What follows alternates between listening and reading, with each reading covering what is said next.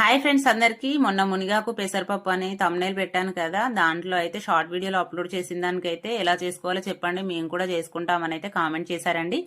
మీరు అడిగాక నేను చేయకుండా ఉంటానా? వీడియో అయితే అప్లోడ్ చేస్తున్నాను, చూసి చేసుకోండి, వంట చేసుకోండి, బాగుంటుంది. పెసరపప్పు మునిగాకు కందిపప్పులో కూడా వేసుకోవద్దు. ముందుగా పెసరపప్పును అయితే కడిగి పక్కన పెట్టుకున్న తర్వాత ఈ మునిగాకు, పచ్చిమిర్చి, మునిగాకును మంచిగా కడిగి పెట్టుకున్న తర్వాత కొంచెం ఒక 5 మినిట్స్ పెసరపప్పు అయితే కడిగి నానబెట్టుకోవాలండి. తర్వాత ఈ మనం కట్ చేసుకునేసరికి ఒక 5-10 మినిట్స్ అవుతుంది కదా, ఎట్లాగో అంతలోపు అయితే పప్పు నానుతుంది. అందులో ఆ పప్పులోనే పచ్చిమిర్చి, మునిగాకు, పసుపు, ఉల్లిగడ్డ, ఎల్లిగడ్డ అన్నీ అందులోనే ఒక 2-3 ఎల్లిపాయలు కూడా దంచి వేసేయాలి. అందులోనే పసుపు, ఉప్పు యాడ్ చేశాను. కారం అయితే వేయలేదు, మీ ఇష్టం అండి, వేసుకుంటే వేసుకోవచ్చు.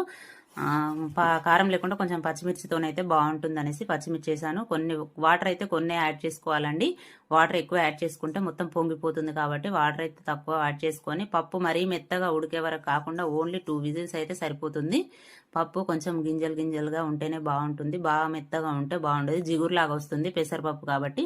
దానికోసం అయితే పప్పు కొంచెం బాగా కాకుండా 3/4 ఉండేటట్టయితే ఉడికేటట్టయితే చూసుకోవాలి. ఓన్లీ ఒక 2 విజిల్స్ వచ్చే వరకే ఉంచానండి నేనైతే.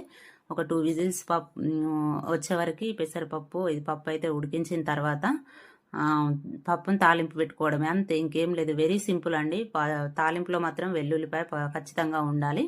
కరివేపాకు, వెల్లుల్లిపాయ పోపు చేసి వేసుకుంటే అయితే సూపర్గా ఉంటుంది. ఈ మునిగాకైతే పచ్చడి చేసినా బాగుంటుంది, హెల్త్కి అయితే చాలా మంచిదండి మునిగాకు. సపరేట్ మునిగాకు టమాటా కర్రీ కూడా వండుకోవచ్చు, చాలా బాగుంటుంది. మునిగాకు పచ్చడి, మునిగాకు టమాటా కర్రీ, మునిగాకు పౌడర్ కూడా చేసి పెట్టుకొని మనం వంటలు చేసే దాంట్లో కర్రీస్లో యాడ్ చేసుకుంటే ఒక స్పూను మునిగాకు పౌడర్లో యాడ్ చేసుకుంటే చాలా బాగుంటుంది. పోపులోకి అయితే వెల్లుల్లి దంచుతున్నానండి, అక్కడ పోపు గింజలు వేసేసి వేస్తున్నాను.